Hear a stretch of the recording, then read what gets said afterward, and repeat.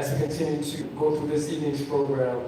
Guide us, love us, protect us, and keep those that are dealing with those mental illnesses and issues that we cannot control ourselves. But give them understanding that you are God and God alone, and no one else can affect the people like God. In your precious name we pray. Amen. All right, good evening again. My name is Kyle Clark. I am a sophomore here at Allen University, pursuing music with a concentration in voice. On behalf of Allen University's Residential Life and Health Services, we greet you and hope that you leave better from which you came. Connect with and encourage someone as you can be the person to make a difference in his or her life. And participate in the discussion as we promote community building and aim to bridge the gap of uncertainty and knowledge pertaining to mental health. I have the pleasure of introducing one of my favorite people at Allen University, Ms. SaLil Wynette Myers.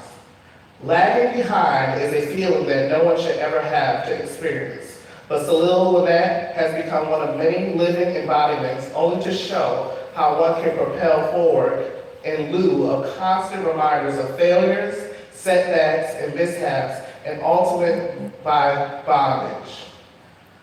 By blending hook-filled melodies within hard and heavy beats, SaLil Wynette demonstrates her capabilities to compress and express all of her pessimistic experiences to influence others through a singular note sung in her music, to live for Christ. She speaks to all generations as her platform is life, with a simple message to push. Pray until something happens. Despite any feelings or lack thereof from the past, present, and future circumstances, and remember that you are not lagging behind, because you are where God wants you to be. She has performed at countless festivals, parades, and venues across the U.S., from sharing the stage with Anthony Hamilton's group, the Hamiltons, to the world's famous Apollo Theater in Harlem, New York, and recently opening for the 69 Boys at this year's 14th annual Black History Parade and Festival. Currently, her music airs on various radio stations across the world, including Tidal, iHeartRadio, Sirius Radio, Spotify, YouTube, iTunes, Deezer, Google Play, etc. And her music can be purchased in brick and mortar stores as well as digitally. Not only is she bilingual, she is a bilingual singer, songwriter, producer, cinematographer, motivational speaker, and entrepreneur, but she is an educator. She has her Bachelor's of Arts in Spanish and Social Sciences from Withrow University and a Master's of Education in Bilingual Education, English as a second language from Jones International University. Currently, she is my amazing residential coordinator for Coppin Hall and Richard Allen Apartments here at the Allen University. She will be debuting her music video for her newest single, Lagging Behind, exclusively and first here tonight. Please join me in welcoming and stand to your feet, Ms. SaLil Wynette Myers, our facilitator for the evening.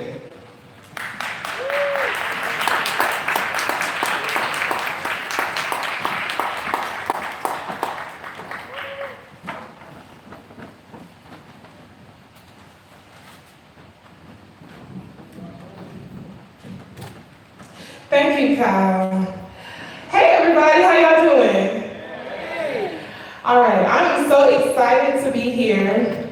Thank you guys for coming out. We apologize for not starting on time. We wanted to be here as possible to hear this message from God that you are not lagging behind. You are indeed where you're supposed to be. Tonight, you're in for a treat. Not only do we want you behind, because you are where God wants you to be, but if you do feel this way, we want to give you some solutions and opportunities to connect with specialists who can actually be able to help you get through whatever situation you're going through. So first, I want to call up Miss Rochelle Jadot. Currently, she's a rising senior at Allen University, pursuing a double major in computer science and mathematics with a minor in music. She is currently running her senior class, vice president, is on the dean's list, and she loves to rap, sing, and write poetry. So please put your hands together for Ms. Rochelle Jadot.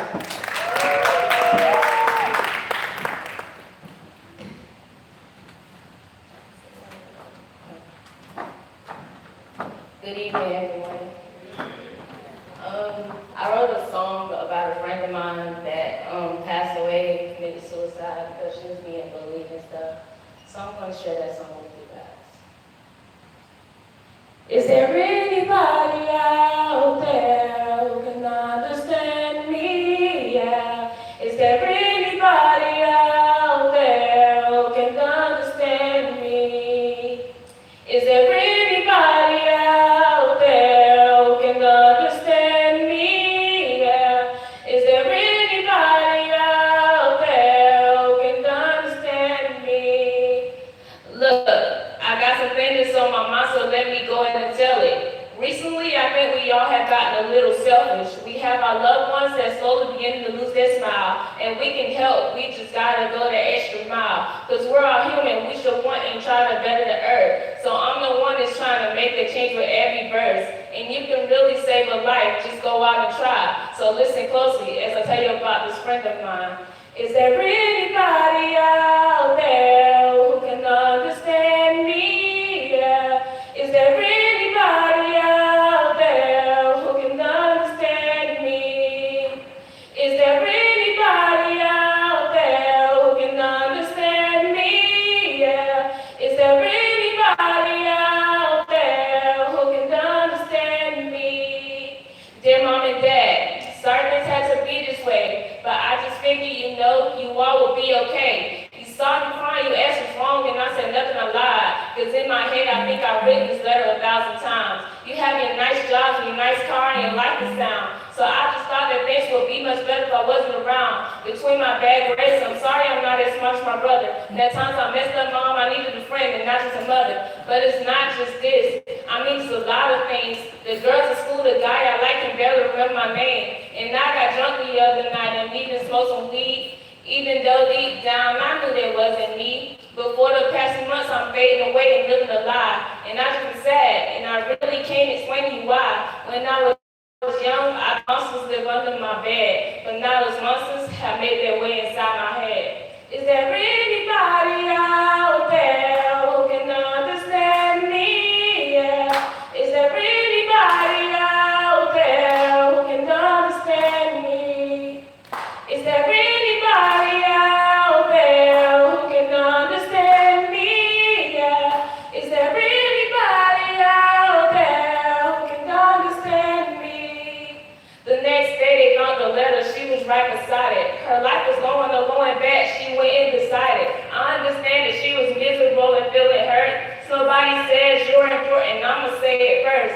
Because nobody knew that she was in pain and all of that issue was deep. And nobody knew that every night she was just crying to sleep. And everyone thought that she was a broken star whenever they see her. She told her friends she wanted to die, they didn't believe her. Because everyone thought that she just needed help and a friend to hug. Is there anybody out there who can understand me? Yeah. Is there anybody out there who can understand me? Is there anybody out there who can understand me? Yeah. Is there anybody out there who can understand me? Woo!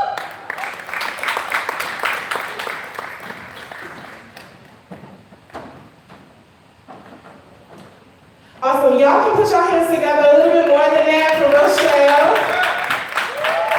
Yes. Powerful message. So right now, I asked her to come up, well, actually asked her to perform, and she has actually gotten out of her comfort zone. So I want to ask you guys to get out of your comfort zone and actually talk to somebody you didn't come here with, and just let them know that they're not lagging behind, they're important, they're beautiful, and that they mean something to you. So y'all talk to somebody, say something positive to somebody. Greet somebody, let them know they matter to you. Hello, Chicago. Hi. How did I know that? Wow, anyway. got lagging behind. Hello, Shakira. You are beautiful. Thank you. Tiffany, you are beautiful. Because you recording.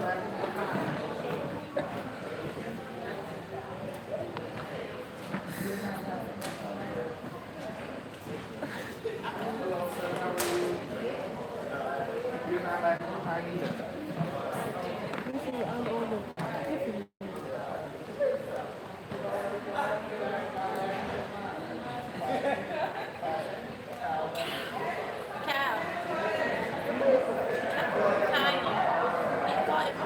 Huh? Everybody over there.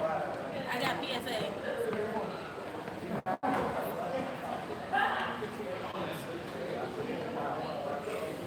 All right, everybody warmed up? Y'all got to meet somebody you didn't know before? All right. So we're all going through something that no one knows about. So it's always helpful and encouraging to actually be able to introduce yourself to someone new, because you never know, you could actually be the person to actually make a difference in their life. So at this time, I'm going to introduce our panelists to you guys. The first one is Miss Gail Glover-Foss.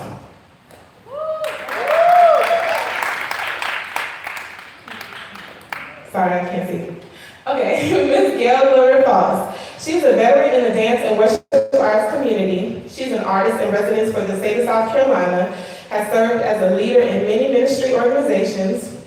She's been recognized with a key to the city by the city of Orangeburg for her contributions to the worship arts, and more recently awarded the Liturgical Dance of Grace Award by South Carolina Grace Heritage Gospel Awards. She is the national and international dance artist and teacher, accepting her call to ministry through dance and the word. She is a licensed minister of dance, the word, and an ordained itinerant pastor. Minister Gail founded Masterpiece Ministries International and the Order My Steps liturgical dance training programs to edify the people of God by providing biblically based teachings and certification about the ministry of dance, and to promote excellence in service to the Lord through this ministry. She is currently serving as a certified professional life and business coach, using the technique of positive psychology to uplift men and women to attain their desired goals and identify their purpose. Please join me in welcoming Minister Gail Glover-Foss to the stage.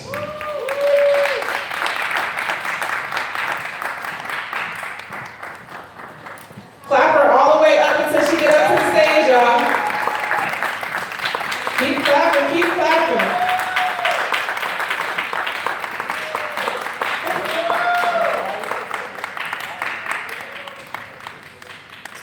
Our next panelist is Mr. Jamal Washington, aka Bugsy Calhoun. His social media will be up too in a second.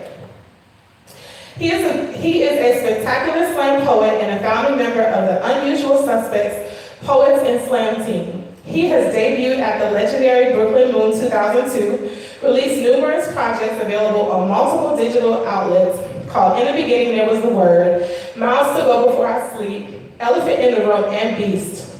He created In the Beginning There Was the Word. He is the leading actor in my video, Lagging Behind. Please join me in welcoming Mr. Jamal Washington, aka Bugsy Calhoun, to the stage. Clap him up, clap him up. Keep clapping.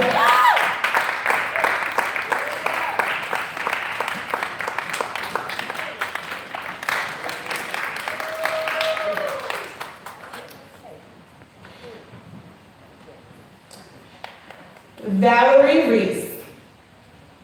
Valerie Reese was born in a small town in South Georgia.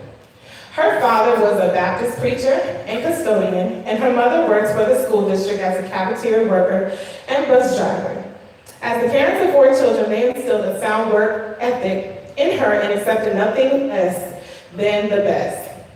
Valerie had dreams of being a lawyer, but reared in a rural town that was obviously still divided amongst racial lines, would not make this an easy feat. She was often ridiculed and even ostracized, but the support of her immediate and extended family, the foundation that was laid by her parents, and her strong sense of internal motivation would not let her settle in order to fit in. She graduated with honors from Jenky County High School in 1995 and was granted an academic scholarship to the University of Georgia. In 2000, she received her Bachelor's of Arts degree in political science. While studying for the law school admissions test, she worked as a certified paralegal for medical attorney in the greater Atlanta area. And one of her friends actually asked her, why don't you become a counselor because you're such a good listener and give great advice.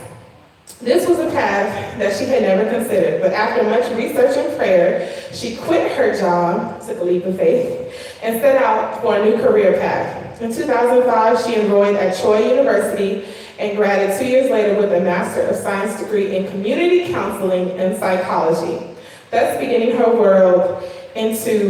her journey into the world of mental health. Please welcome Miss Valerie Reese.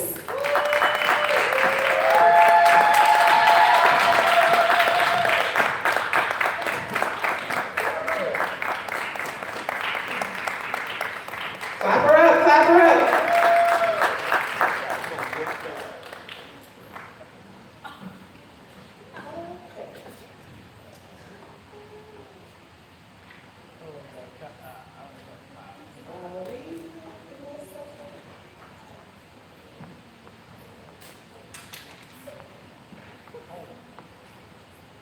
Matthew Lorenzo. He is a CSAC-affiliated professional songwriter and producer, originally from Seaford, Long Island. With no previous experience, Matthew got his first taste of the entertainment industry in 2004, getting casted on the TV show One Tree Hill. From there, he landed other film and modeling jobs, but eventually decided to put forth the same fearlessness in pursuing his real passion, music. He's currently been doing music professionally for 10 years and counting, and has worked with talent such as Ghostface Killah from the Wu-Tang Clan, Wayne Wonder, various members of Blackstreet, including Teddy Riley, Scott Storch, T.I., and many more. He's earned and experienced historic highs as well as survived devastating lows, many of which some of his friends and our idols unfortunately have not. In an industry where you're told to never show your weakness, Matthew has finally reached the point to where he's ready to speak on things that he has never been able to do before. He believes there will be no entertainment industry as we know it without depression, anxiety, and suicidal tendencies. There is pain and power, and as well as power and pain. And Matthew is ready to explain both by any means necessary. Please join me in welcoming Mr. Matthew Lorenzo to the stage.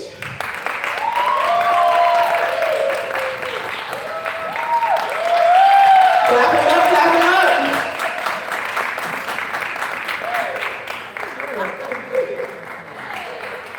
Keep clapping, keep clapping.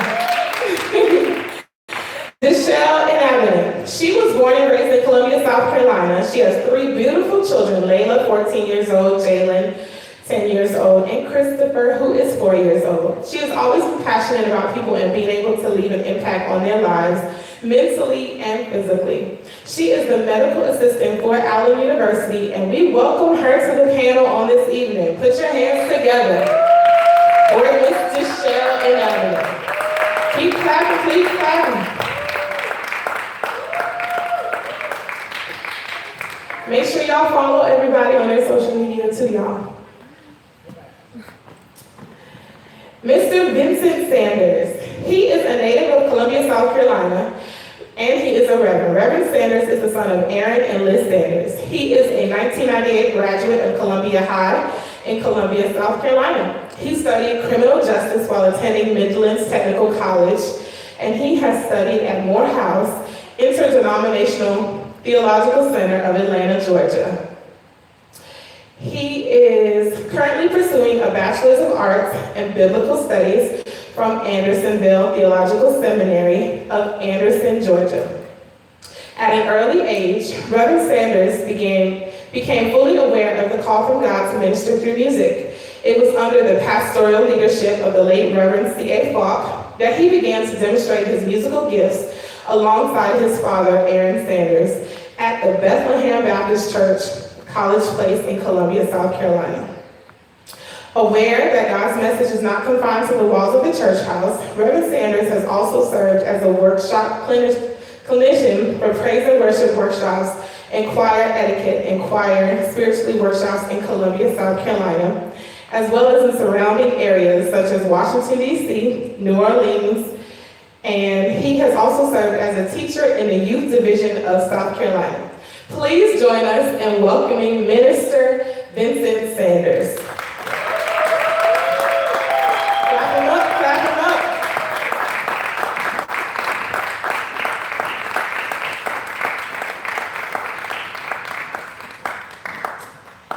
Tiffany Dixon. She is a native of Baltimore, Maryland, the youngest of 18 children, a junior at Allen University, majoring in biology and social sciences.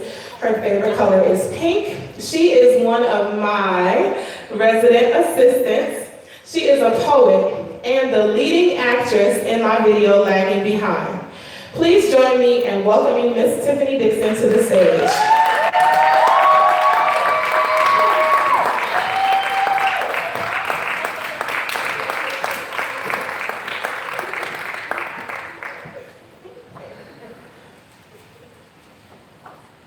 All right, everybody still with us? All right. Okay, so we're going to start the panel discussion with the very first question. Why are people reluctant to seek help for mental health issues? I can give you a microphone, and then y'all can pass, or y'all can come up to the microphone, whichever one y'all would like.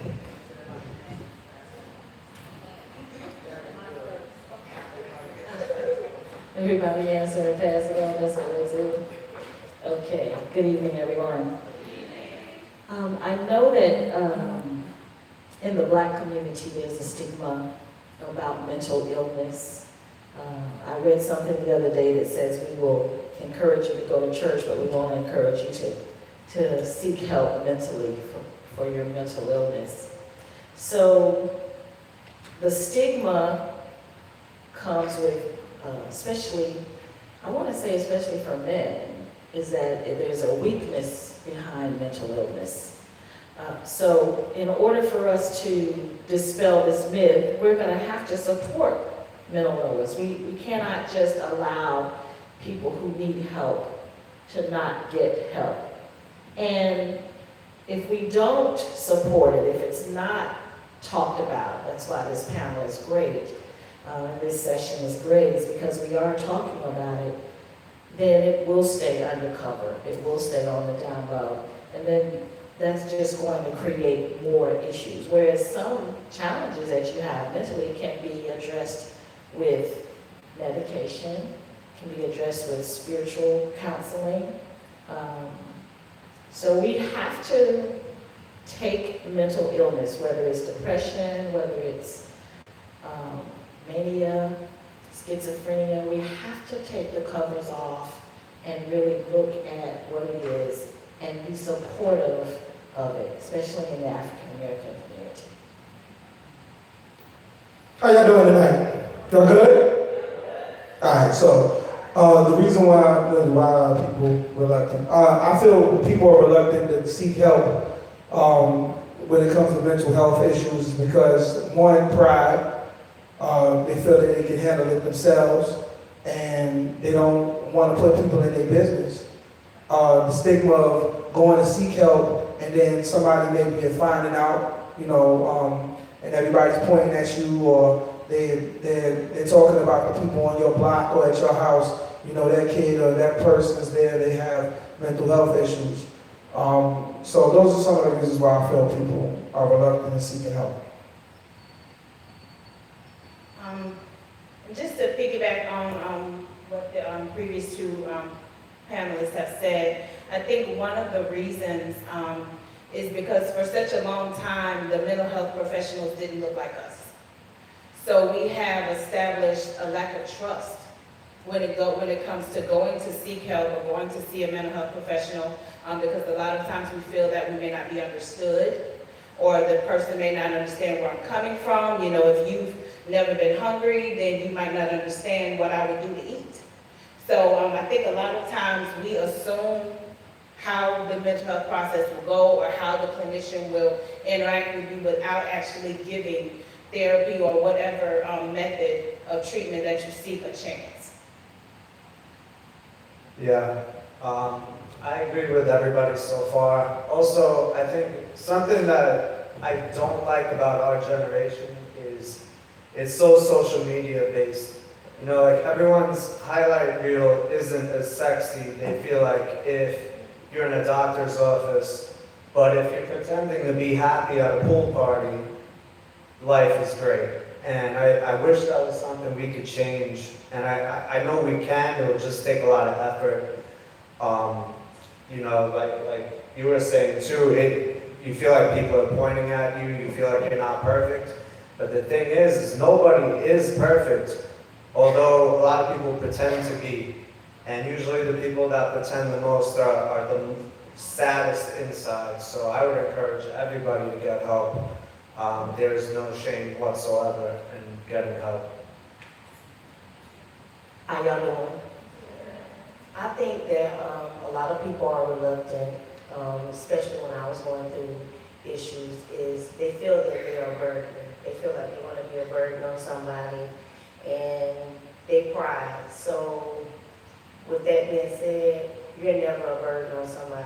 You're never a burden when they talk to somebody about what you're going through, and it's always easier to open up first and kind of like admit to yourself that something is going on. No, you're not crazy. Nothing is going on. You just need to talk to somebody and get a better understanding of what's going on. But just know that you're never a burden. One thing about being at the end of the panel is all the answers that you might have had have been already spoken. So, but I will say from my capacity as a minister, a lot of times from the church standpoint, people don't go and get help for mental illness because they feel like if someone in the church found out, then they will be looked at as if they have a lack of faith, or they will be looked at as if they're a non-believer, and that's not true. We were having the same kind of discussion in the back, and the thing that I think we all have to realize is that we are human, and everybody from the pulpit to the door has situations and has problems, but it does not make you less of a person because you need to find help in other areas, especially in mental health. And I think that another thing that makes it hard for people to talk about mental health because they don't want to be embarrassed. Mental health is not an embarrassment. It's something that is a natural occurrence, but I think a lot of people just not secure in themselves to find the strength to go and get help. So it's a combination of things, but everyone has said something on this panel already. I agree wholeheartedly with what they've said. I just feel like it's like the lack of support, fear, ego and pride, honestly.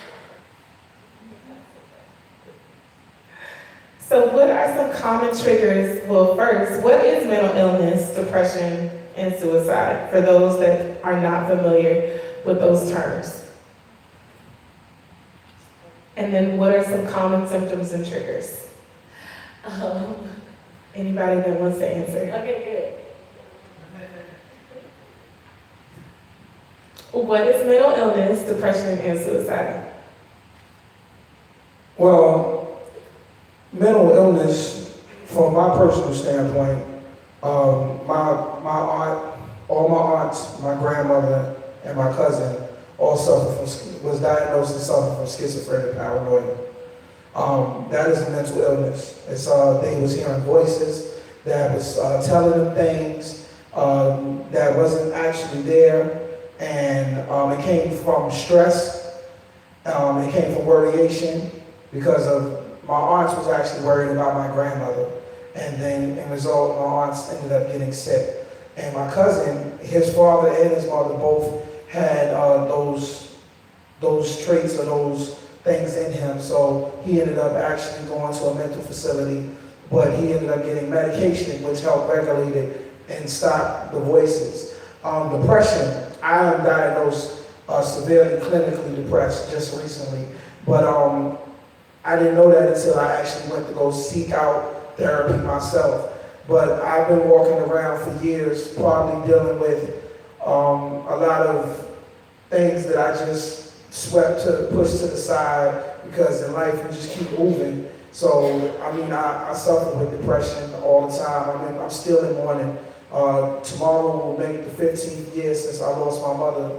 My mother passed 2003, and I'm still dealing with the passing of my brother. And I just lost an aunt yesterday. So, you know, I have to, but I seek out therapy to go get help for that. And I have all kinds of other issues that I have going on as well. And it's just learning how to deal with those things and stop letting them weigh on you so much. And that's not let me say, what are some of the common symptoms? Those are it, like you have things that kind of weigh on you for no reason. Like you could be smiling, joking, and at the same time you still feel sad. And I had it to the point where I didn't want to be here no longer. So I had to find something that was more important than myself to realize that I needed to be here and that I had purpose to be here. So that's from my personal standpoint. What is mental illness? Mental illness can be anything from having attention issues to having personality disorders, where you dissociate from people or you dissociate from reality. So it can be a variety of things and a variety of severity of things. Even with depression, you have more mild cases of depression where you may experience periods of sadness that you can't seem to shake, and then you may have more severe types of depression where you don't get out of bed, you don't take a shower, you don't go to work, you don't take care of your kids. So it just depends on not only the diagnoses, but also like the level of severity when it comes to the diagnoses. And there just depends, the common symptoms, depending on the diagnosis, like I said, can be a variety of things from, like I said, if you have ADHD, that is considered a mental illness, which a lot of people don't think about it like that. Anything from bipolar to schizophrenia to anxiety disorders. So it's just depending on the actual diagnosis and the level of severity. Triggers for mental illness. Mental illness can be a chemical imbalance. Some mental illnesses are more highly hereditary than others. It can also be associated with any kind of trauma that a person has experienced. It just can come from a variety of things, just depending on the person and the diagnosis.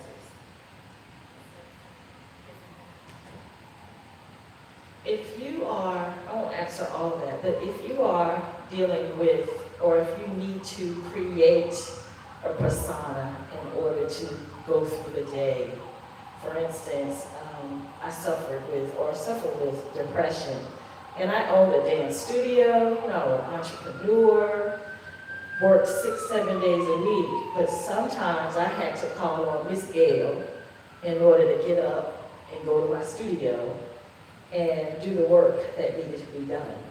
So if you find that you have to come out of yourself in order to work or do or go or be, that might be a symptom of depression or some type of mental illness or challenge.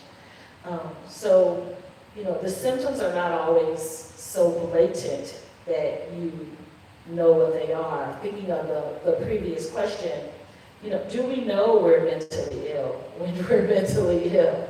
You know, I'm not crazy, you know, I'm not, just because I got to create a persona in order to get up and run my business, does that mean that I have an issue? It may. So we got to look at the things that are, everybody has their normal, but you need to look at those things that are out of your normal that may indicate that you have some challenges.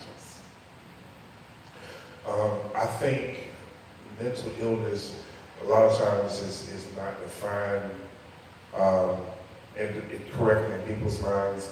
I will say though, some of the triggers is, and Bugsy, you kind of hit on it though, One of the first rules of Christian counseling in the seminary class I'm taking, in layman terms, what they tell us is you can't fix what you don't face.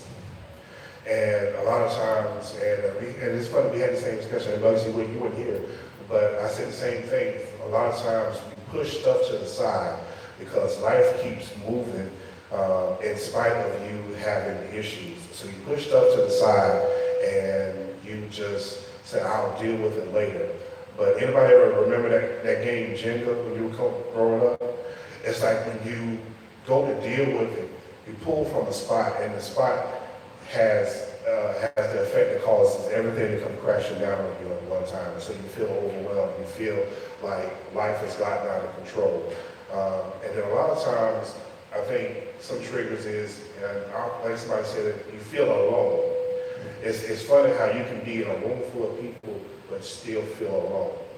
And I think sometimes people don't understand that just because you feel alone does not make you lonely.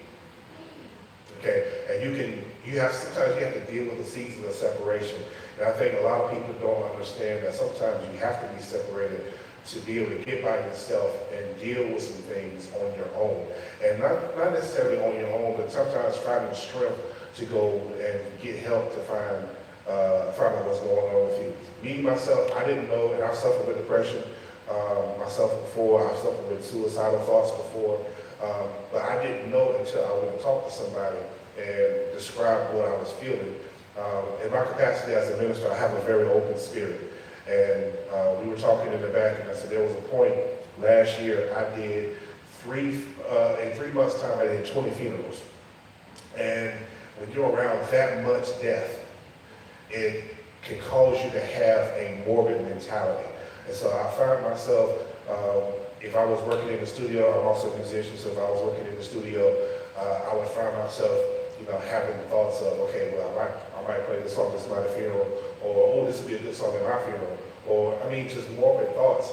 But I have to realize, as the Bible says, we have to cast down imaginations. We have to think above and not beneath. And so I think that a lot of times we just don't know really how to deal and process with whatever it is that we're thinking or feeling.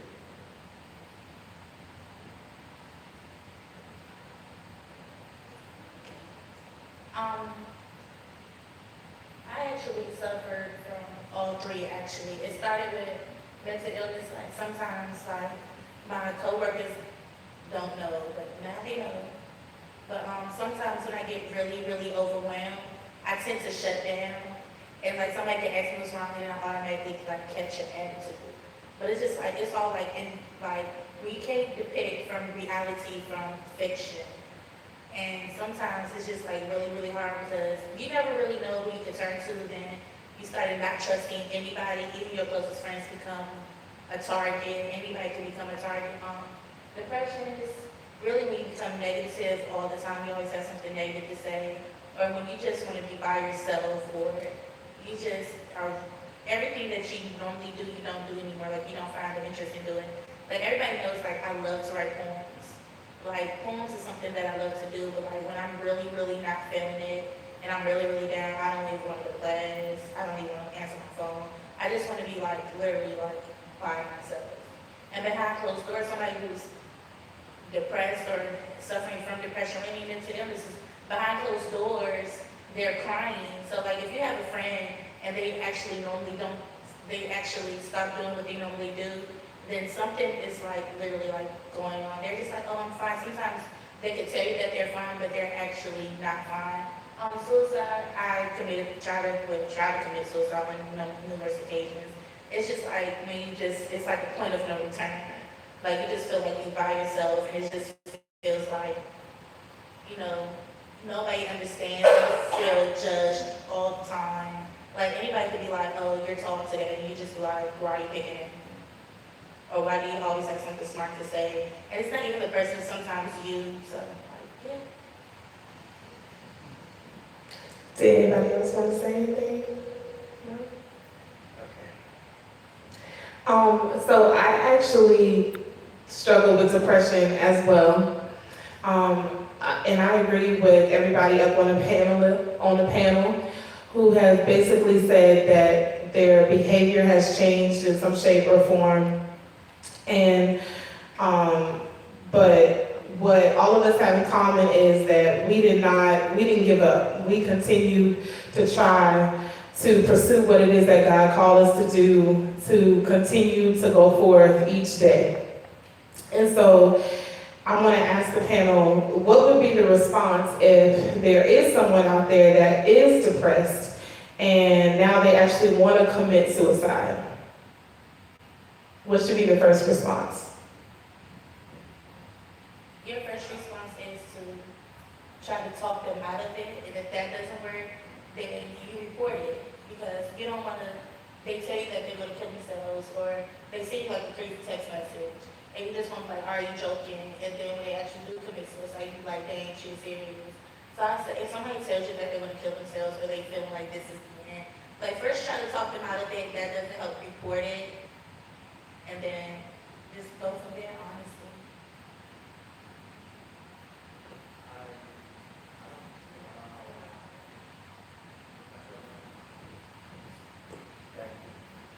I don't know.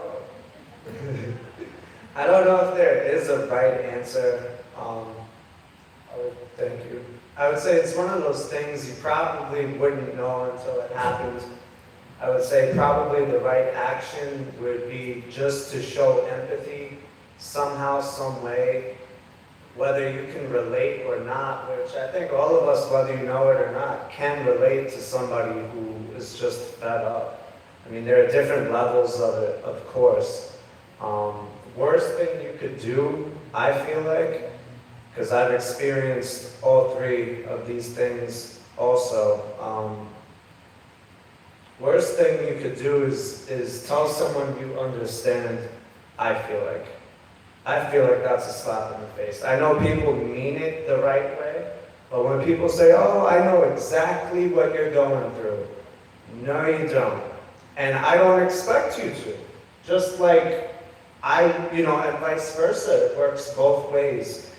But don't confuse that with, of course, still care for that person, still be there, but to say, oh, it's not that bad. Like, those are words that I think a lot of people feel like they're saying the right things, but those are the worst. Like, don't pretend you know, but show empathy and be there, because a lot of times I feel like people just want to know that somebody cares. And even if you think you show that you care, maybe you are, maybe you're like, wow, I do everything for this person, how could they still be depressed? Trust me, it gets a lot deeper than maybe what you can see. And honestly, I don't know if this is related or not, but I wanted to say, based on the last question, I've never really admitted that I've been all three. I don't know whether, that I've been all three of these things, but just the strength of everyone on this panel, it makes it feel like I'm not even emotional about it, which is also probably the depression. Like I don't really feel anything about it, but I thought I wouldn't be able to even admit something like that, and I'm admitting it now. I thank you guys and everybody here, because there's just an energy that makes it feel like it's okay. So, that's it. I just want to piggyback off what he was saying. So I'm very transparent. I'm not just because I'm a poet. That's just who I am. I have a random conversation and we'll get real deep, like quick. It doesn't. I try to express myself to get stuff off of me. So I'm on my Facebook page, and I have two pages. I have a personal page and an artist page. So I usually be on Bugsy. So I'm very transparent on Bugsy. So I kind of sometimes write poems as my statuses, or I just write what's on my mind. And some people like, don't put your business out there like that. What's wrong with you? You was just smiling just the other day. Like they'll be like, they're not on my thread. They'll hit me on my inbox and be like, what's wrong with you? Why are you talking like that? You was just smiling just in your other picture. What's wrong with you right now? Why don't you cheer up? It ain't gonna be that bad. Don't attack nobody. Like, what you don't do is you don't attack no one who feels, or if them words that you read and they give you pause, you empathize.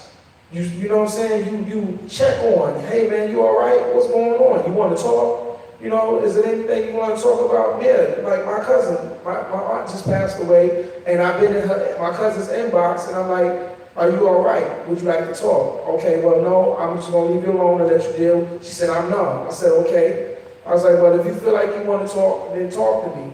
I know where she's at, but then again, I don't know because it's fresh to her. Mine is 15 years in, but it feels like the first day. Every day that every April 13th, it feels like the first day. But just because she's going through this now. You know what I'm saying? Don't attack the person. Be there for that person. Support them. I have to shout out my brother who's in the audience, my brother Spirit Tattoo Poet. He was there for me when I was in a situation like that. Like literally I was minutes away from driving my vehicle into a pole on I-20 because I just didn't feel like I didn't want to deal with this world anymore. I just wanted to have it over with. So I went to go see him, and he ended up giving me a tattoo and a conversation and just being there for me and made me better. You just be there for the person, support them in all aspects of it, and however they want to. You know what I'm saying? If you can help them and put them in the right direction where they can get help, then do that. But if you just need to sit there or go have a meal with them or a conversation, you know, that's what you do. At least that's how I think you should do.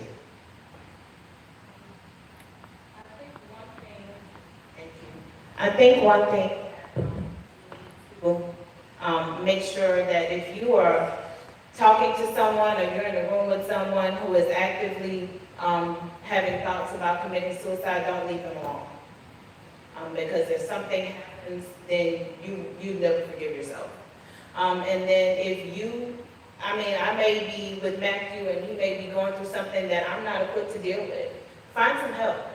Find somebody who can help them to deal with whatever it is that they're going through. Because that person may not always be you. You know, there's nothing wrong with saying I can be here and talk to you and support you, but I really don't know how to deal with that. You know, and just making sure that you find someone who can help that person process and deal with whatever it is that they're going through. There are infinite amount of resources out there if we take advantage of the resources that are available and not let the stigma of what, you know, saying that I'm suicidal presents to people. Because whether you know it or not, a lot of people have been in that same position that that person may be in right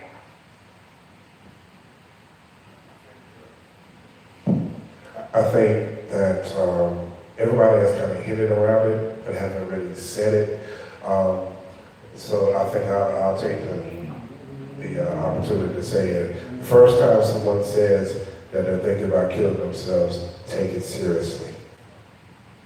Because sometimes people, you know, we say stuff in a joking mode, but then the next thing you know, we're looking up and maybe on Instagram or maybe on Facebook and we see that something that somebody said that we took as a joke, here it is now, has already, you know, come into fruition.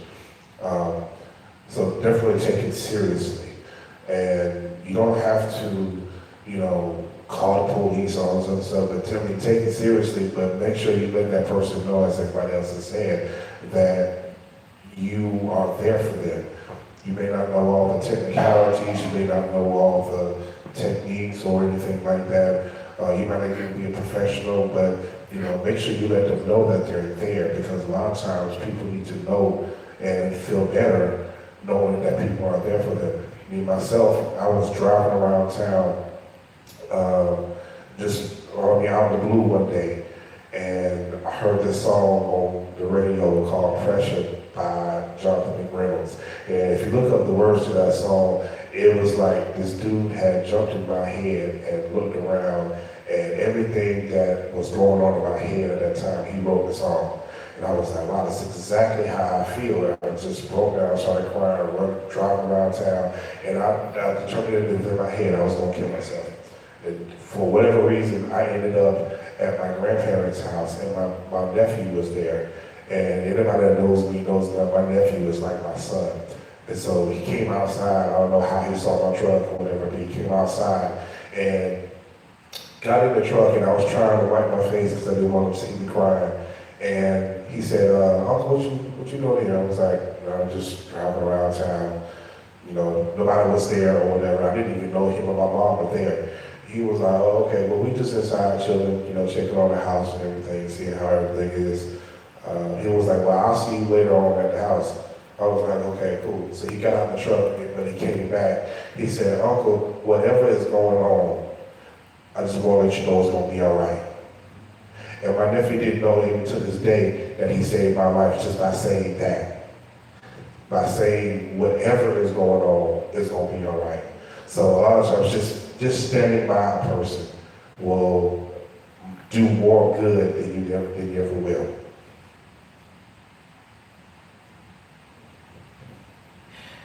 Just to piggyback on if depression is like situational, as a creative person and a calm person, a lot of times social media and the media overall will let us know that we have to look a certain way, we have to be a certain way, we have to sound a certain way, we have to present ourselves in a certain way that's a lot of times like non-existent. A lot of the role models that are out there, they're put together, they have a team behind them, and so a lot of us are trying to go out and look like them, and it's stressful and it can be depressing. So I do feel like sometimes it is situational or temporary. Then next question, well, did y'all have anything else y'all wanted to say about that? No? Okay. The next question, does drug and alcohol use contribute to mental illness, thoughts of depression, and suicide?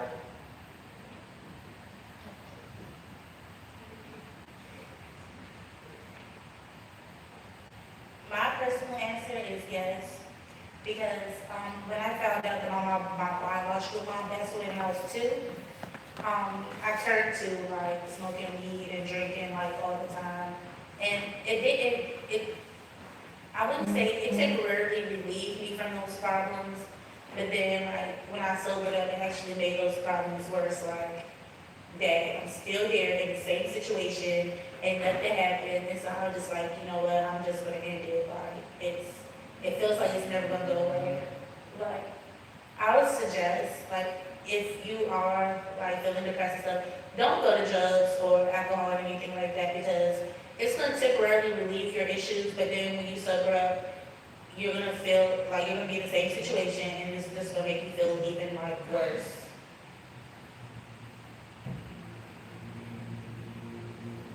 I agree with what Tiffany said. A lot of people love to self-medicate to hide from their problems.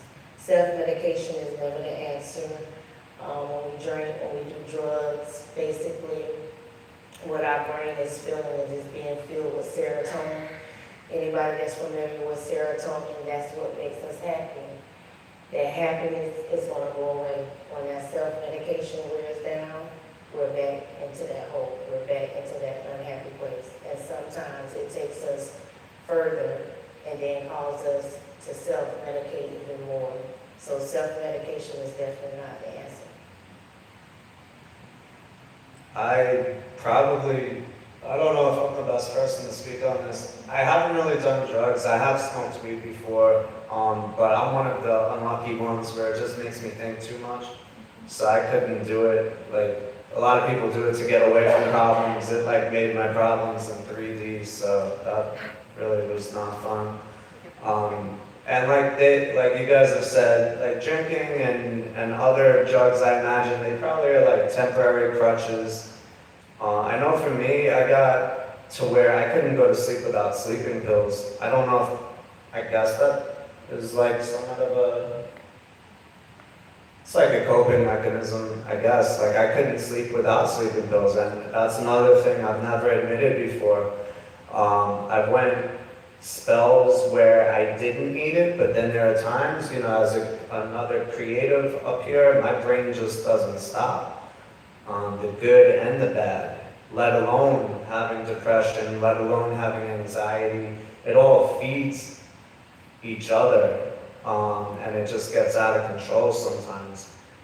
One thing I do want to add actually is when they try to, they'll try to prescribe you medication, like legit medication to deal with depression and anxiety, and even those, if you read the labels or if you see those commercials, the side effects usually are the worst things you could ever imagine in your life, and then one of the side effects for antidepressants is actually make you suicidal. Yeah, make you want to kill yourself.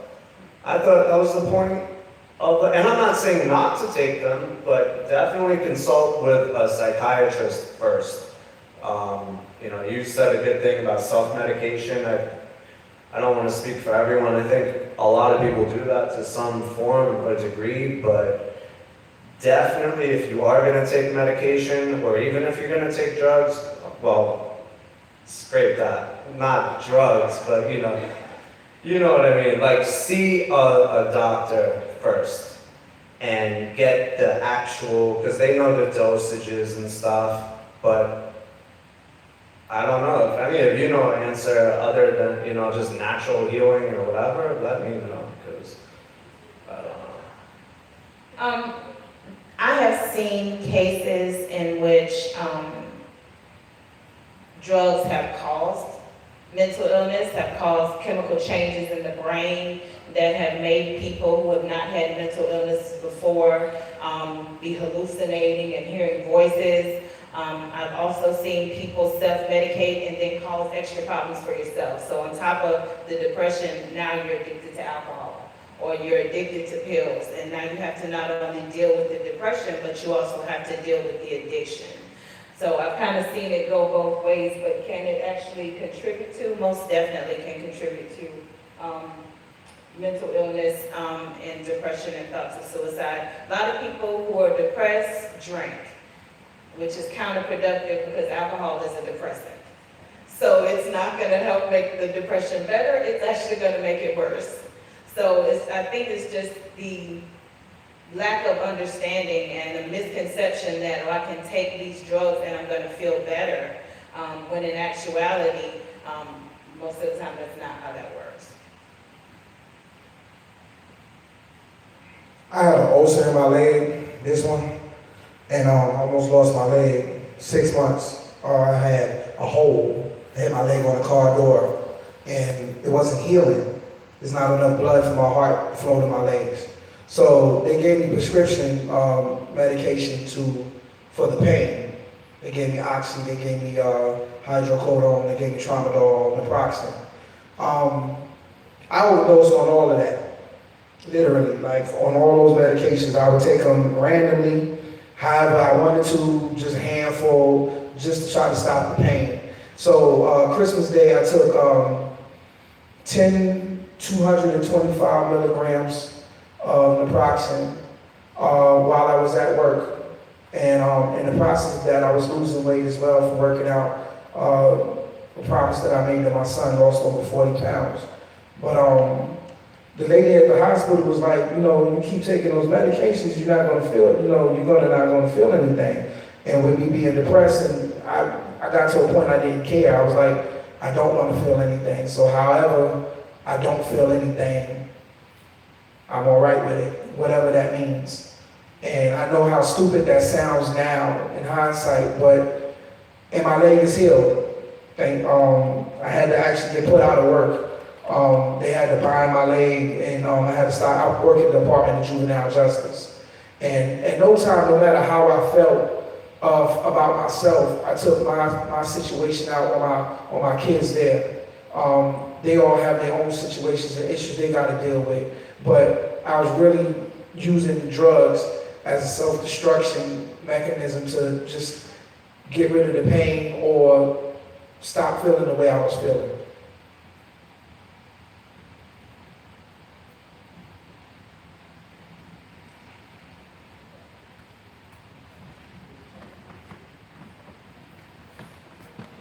All right, so the last question is then, how can depression, mental illness, and, well, not suicide, but depression and mental illness be treated?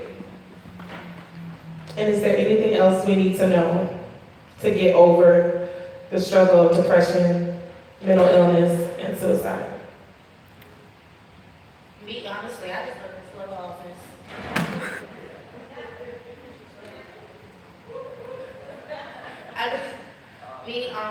I started writing more, or I'll go talk to Miss Glover like the other day. Like, I was on the verge of really having like a mental breakdown. And Miss Glover caught it, and she was just like, Tiffany, come back here, don't make me comb your hair. And, and like, she literally was just like, what's wrong? And she did not let me leave her office until I told her it was wrong. And then I started breaking down crying. And she was just like, oh, it's gonna be okay, yada, yada, yada, all that other good stuff. And then I called my stepdad, I talked to him about it, then my sister, and then I went walking. Exercising is like really, I don't exercise because I like donuts too much. But I was just walking around the block, just like breathing in fresh air and trying to get away from negativity. Because sometimes like when you sit in your room and then you're crying, that energy stays in your room. So you want to get out of it. So you have to remove yourself and walk around, breathing something fresh air. Like there's a movie called War Room. That's like my favorite movie now. And like it's just like if you don't have anywhere positive to go, like you could put yourself in the closet or you could just think to yourself in the bathroom or in the shower or whatever. Like just get away from that negative energy because if you stick in it, it's still going to be on you when you don't want it to be. To add to what she was saying, negative energy not only resides in the place that you spend most time with in, but it also resides in the people that you spend the most time around. If you have negative people that are always constantly in your ear, then you need to change your circle. I would also say that definitely find you some people that you trust that you can talk to. In my capacity as a minister, there was a pastor here in town that committed suicide.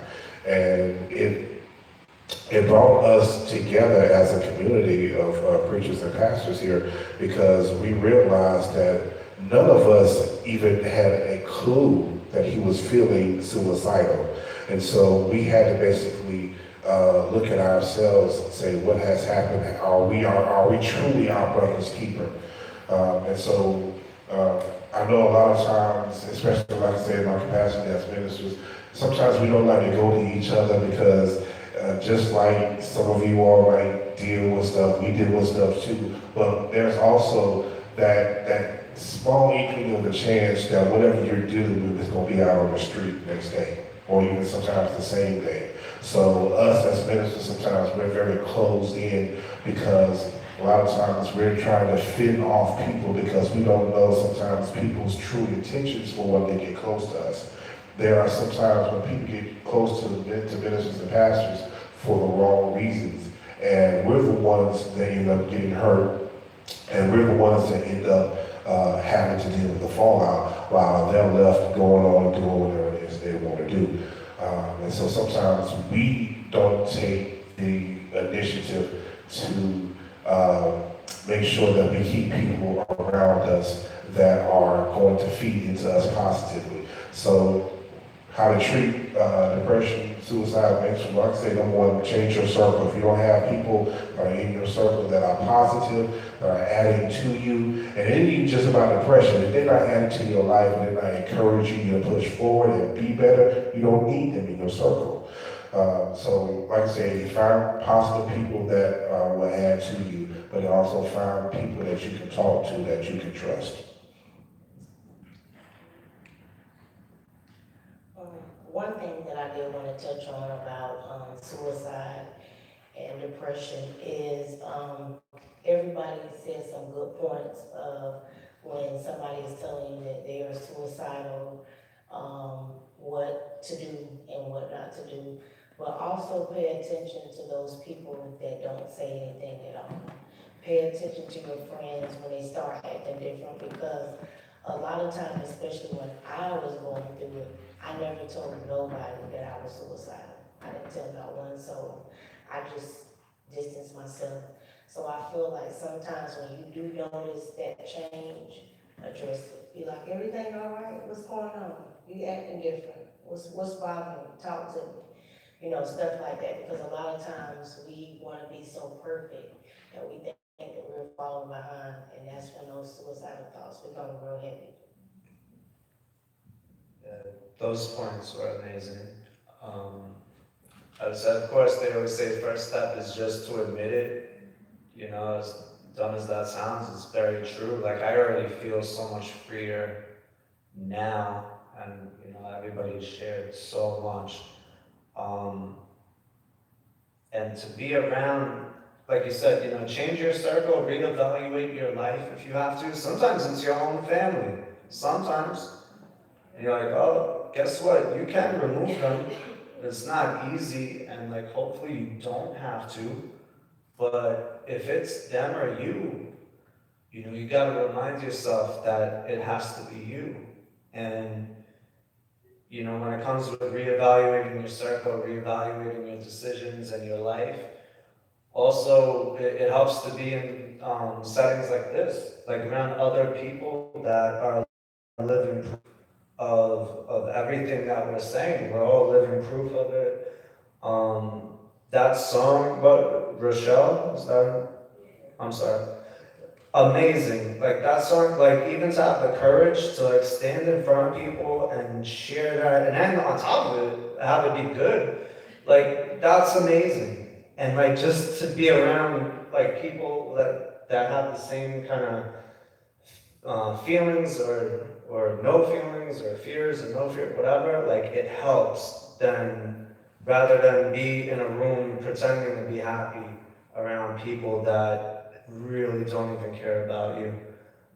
So this is a great start, and thank you for having this event. Like, we need more of this. We need more awareness. We need less pride and less ego and just more being real with each other, because that's how we're going to make a change. Things like this. And yeah, that's about it. Before I answer the question, let me ask you guys a question. So if you had to guess, like, how many people deal with a mental illness, you would say 1 out of how many? 2. Everybody. How many did you guess? 1 out of 2. 1 out of 3. 1 out of 5. 1 out of 5 people will deal with a mental illness in their lifetime. Half of those mental illnesses will develop before the age of 14, and 3/4 of them before the age of 24. So to think that you are alone in dealing with a mental illness is in no way whatsoever true. You have a lot of people in this world who are dealing with various types of mental illnesses. So I think one of the first things is understanding that you are not alone if you may be dealing with any type of mental illness, and not be afraid to say that something is going on with you. You know, and when Mr. Vincent said, you know, change your circle, guard your mind. Be careful about what you take in every aspect. My clients laugh at me when I tell them I don't watch TV. They're like, Ms. Rich, you don't watch TV at all? No. Because as a therapist, I'm very open to the emotions of other people. So I have to guard what I allow myself to take in. I can't watch all the good reality TV and all the drama. I mean, have you ever been riding in the car and listening to a song and it changed your whole mood? Like by the time you finish, you mad and ain't nobody done that to you? You know, so you have to be careful about the things that you allow into your mind and into your spirit, because those things affect you and they affect your behavior. And if you're wanting to make sure that you are able to be whole and to operate at your best, you have to be, like Matthew said, you have to be selfish. You know, there's going to be times when you're supposed to be there for other people. And there's also going to be times when you have to look out for self. Right? And you can't be afraid to say, you know what, I'm sorry, you know, I can't go over to a so-and-so house because I know, number one, there's going to be some cussing and some fighting and somebody going to be smoking a blunt, and I just really can't take all that today. You know, so you have to not only be careful about who you surround yourself with and guard your mind, but you have to know yourself. Know what you can deal with and what you can't. And don't be afraid to set limits for the people in your life. If the people in your life truly care about you, they will respect those limits. If I tell Matthew, I can't, with the Swisher Sweets today. So if I get in the car with you, please don't light it up. And if he is a true friend, he'll understand that. So you have to make sure that not only do you know yourself, but that you're not afraid to be selfish. Know your circle, change your circle, like you said. SaLil and I, we've known each other and been performing with one another close to almost 10 years now, since the art bar. We just recently, within the last maybe year or so, became real, true friends. Like, I lay down on the ground for that lady, and I know she'd do the same for me. We've traveled, we've done shows, but we've become way more closer. And it's the conversations that we have, and it's the trust that we have in one another. My brother Spirit can attest to being a member of the Unusual Suspects. It was 12 members of that poetry group. And we wasn't just poets, we were more like family. The whole idea and the premise of us was family first. I can't say it's not one member of that group that I can say, maybe one out of the 12, and one who passed away, which is my brother Tavis Brunson. And I used to tell him everything. And I can confide in him and know that when he would come to me and would talk to me about things, I know it wouldn't go anywhere. And that's the same thing with SaLil. And that's the same thing with me. We talk about everything, and it's not going anywhere, and we're there for one another. You got to recognize who's those people that's in your life that's going to be there to support you when you go through what you're going through. I've had a lot of people try to drag me to church. And then you need to come to this church, that church, and this church. I've created a extreme prayer life with God on my own. Yes, I need church, but I also been in my book, and I've been on my knees, and I've been asking God to work with me. And I've also opened myself and accepted myself to getting help, because I couldn't help myself. I couldn't fix it. And I had to find something that was more important than myself to stop me from doing anything or any harm to myself, which is my son. My son is 15 years old, and he is everything to me. I'm recently separated of a wife that I've been with for 21 years. And that, you talk about situational situations that will break you down and put you in a place of depression. That's changed my entire life. For half my life, I've been with one woman, and now I'm not with her. And I had to focus on my son, and I had to focus on something that was more important than myself, so I wouldn't do harm to myself. And I have to be a father first. We gotta learn to love ourselves. I had to learn that from a friend who told me that I didn't love myself, and I really recognized that that's what I didn't. I didn't love myself, because I'm always doing so much for others. I've been running around since 6 this morning, helping others. And did a shift last night at the gym. And I made sure that I was gonna keep my promise to SaLil to be here. As soon as I drag my tail home, I'm gonna crash. But you gotta learn to love yourself. You gotta learn to stop and take time to take care of yourself. Because you are the most important person. Sadat X, and I'll finish with this. He said in the line of a song, I take care of self before, you gotta take care of self before you take care of others. You can't do nothing for nobody if you don't take care of yourself first. Well, that's the word. The word says, the word says, love your neighbor as you love yourself. So how can you love your neighbor if you don't love yourself? God calls us to do that. And that's what I want to touch on, is that you've got the natural and then you've got the spiritual. So in the natural, go see a therapist, go to a doctor, take the medication if they prescribe it. That's the natural. There are other things you can do in the natural. If you're a poet, write your poetry. I'm a dancer, I dance. If you sing or sing, because there are ways of expressing what's going on inside of you. That's our way. Whatever your way is, that's what you should do. Because when you bottle it up, it's gonna come out some kind of way. And if it's gonna come out, it may come out in depression. It may come out in cutting. It may come out in abuse of alcohol and other substances. If you got a friend that's always high, you need to address that. Don't be saying that that's just how he is or that's just how she is. Address that issue. If you're truly a friend, don't be afraid to speak up. We've been silent too long. So in the natural, there's many things that you can do. Then there's your faith. In the spiritual realm, you got to realize that we're not fighting against flesh and blood, but we're fighting against principalities and rulers of darkness. So depression and suicidal thoughts, that's the enemy. It really is. So yes, it manifests physically, but that's how he works. So he is whispering in your ear, and you know nobody cares about you, right? You know you just ain't nobody gonna miss you if you ain't here. Yeah. So you might as well just kill yourself. That's what he's whispering in your ear. If you're hearing those things, it does not line up with the word of God. So your faith, as you grow in these things, it's not as easy as I'm saying it, but I'm just gonna say it. My faith has brought me through a lot of those bouts of depression. I mean, depression used to put me on my back for months. Didn't want to do anything. Now I can recognize it quicker. Now I can hear the voice saying, kill yourself.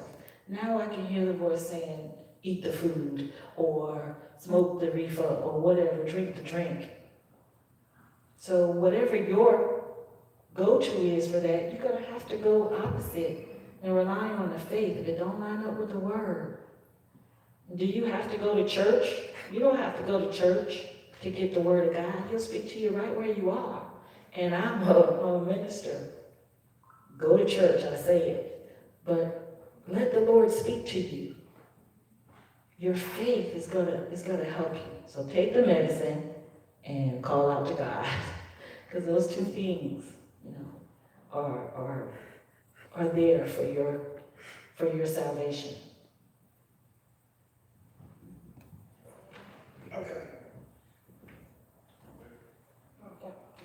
Okay, let me add one more thing. I'm sitting here, I'm trying not to go here, but it is who I am. I hear the Lord saying, Bugs, when you said that you developed your prayer life, I hear the Lord telling me that when we pray, when you develop your prayer life, that's how you know his voice.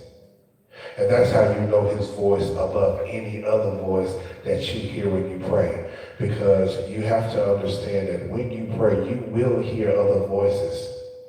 You will hear the voices of your ambitions, you will hear the voices of your desires, and you will hear the voice of the enemy. But the way that you understand and know the voice of the Lord when he speaks is because you've developed that relationship with him to know his voice.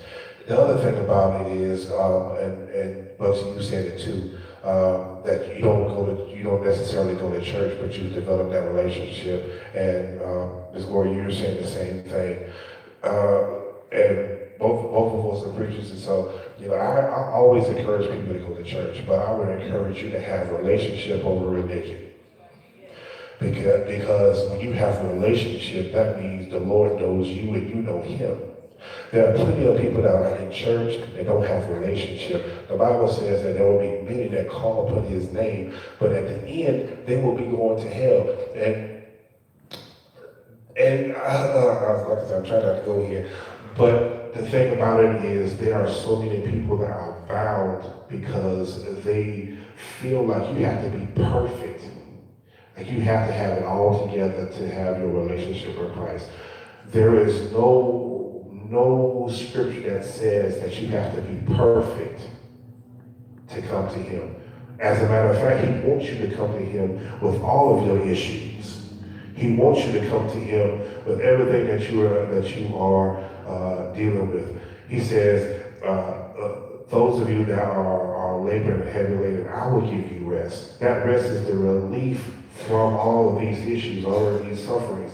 And I'm not telling you that the day you give your life to Christ, that all that is going to stop. I'm not telling you that. What I'm telling you is that having him in your life, having a relationship, that Bugsy is talking about, having that gives you the strength to be able to overcome what you hear. And so that when you overcome those things, you can have the same testimony as everyone else up here. SaLil said it earlier, that yes, all of us have gone through these issues, all of us have dealt with these issues, but we're still here.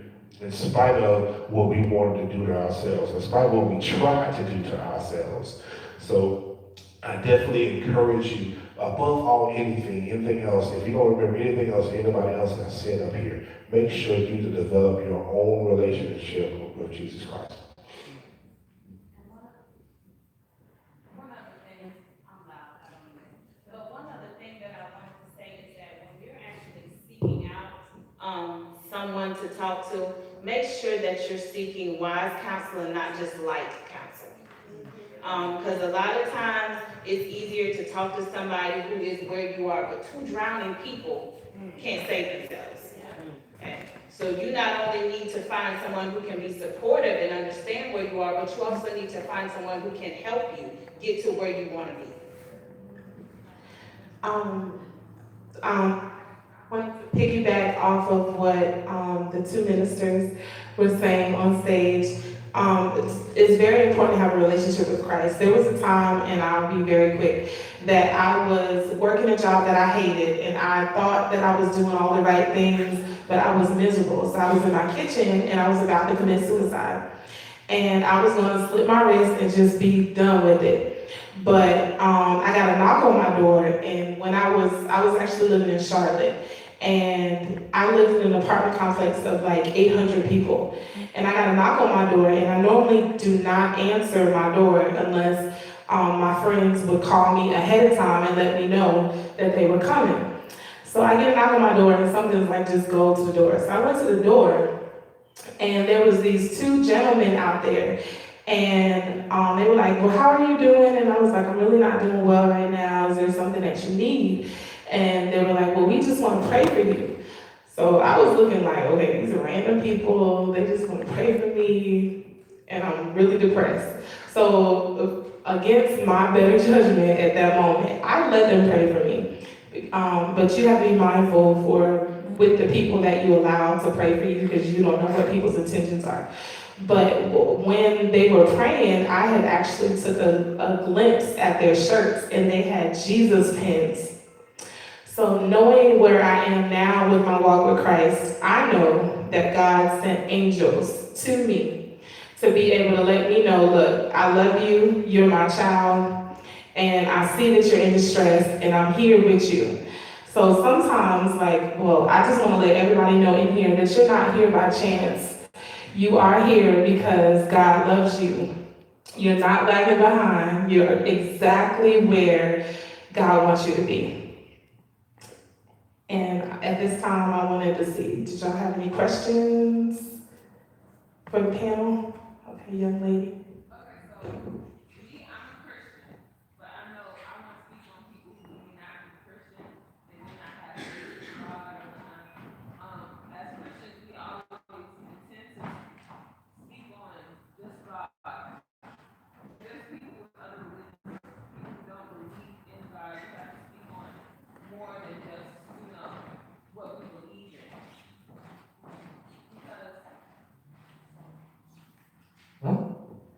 Because it's like we are not intentionally, but we are putting the other person down because they don't believe in God.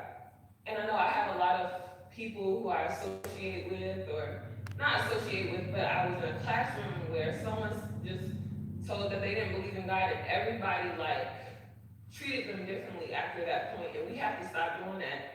And that's a part of the issue. We talk about how we need to help people, but if they don't believe in God, we're not helping them, in a sense. You're exactly right. What we tend to do in the church is condemn folk who they don't believe what we believe.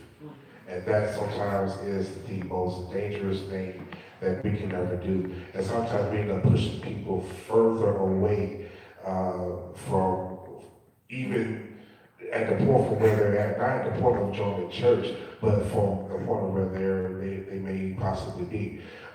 It's our responsibilities as Christians not to bash people upside the head with the Bible, but it's our responsibilities as Christians, just as Ms. Gloria said earlier, to love our neighbors as we love ourselves. You know, and see, here's the thing, we know our individual selves. Even as a minister, I mess up every day. But I'm not trying to go out and point fingers at people and say, you ain't right, you ain't right, you doing this, you doing that. Because the thing about it is, the Bible tells us that all have sinned and fallen short of God's glory. But what I try to do is I try to extend love. The same kind of grace that I would want if I mess up, I try to extend to somebody else. And that sometimes is the biggest way that you can bring people into the body of Christ, number one. But that's the same way, even more so, that you can bring people closer to getting to a point where they feel like they can trust you and be able to go get whatever help they need, because they feel like, okay, yes, you're a Christian, but she's treated me not like I've been treated before. So that's a mindset change, and that's how you can help somebody else to feel like they can be closer and and go get the help that they need.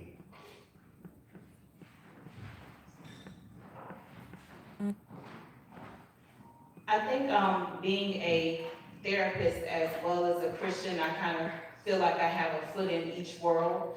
And the one thing that I know is that there are ways for you to deal with whatever you are dealing with without me having to make you believe what I believe. When my clients leave my office, do I pray for them? Yes, I pray before they get there to cover myself, because I don't want to take home whatever you bring it in. But I also pray for them as well. Do I go around laying hands on people in my office? No, because I understand that we may not all have the same faith.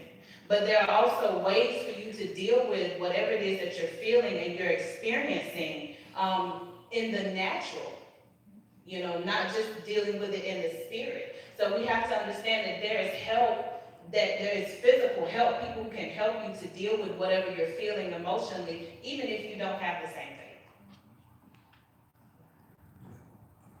faith. Just real quick, I'm from New York. So in New York, you got different ideologies that's being pushed on people. You got Muslims, you got Jehovah's Witnesses, Israelites, 5%ers, Buddhists, whatever the case may be. If a person they believe in who they believe in. It is not your job as a so-called Christian to push the ideology of Christianity onto the person. If a person is going in terms of depression or mental illness, you love on that person and you try your best to help that person get to where they need to be, where they can be saved for themselves, regardless of what they believe in. And I pray for a person, just to pray for them. Whoever they call on. I know who I'm calling on. My own son, he has his own issues. His grandmother tried to send him to hell because he didn't feel like, he didn't buy into the whole idea of what Christianity is. And I said, my son has the right to believe what he wants to believe in. And if he gets to where he's going to be, he'll get there eventually. You got to love people for who they are and try to love them past their situations.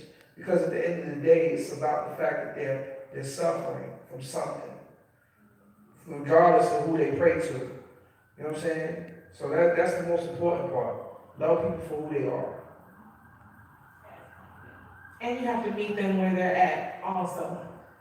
Is there another question? I don't want to mess up your name, but you actually touched on my piggyback kind of scenario.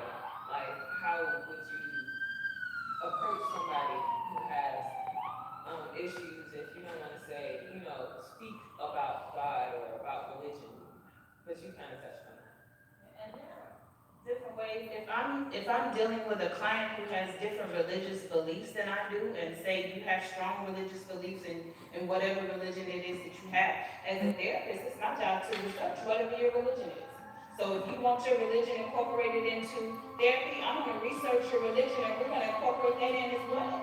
Because at the end of the day, my job is to help you to be whole. and to help you to get to a point where you are actually enjoying life.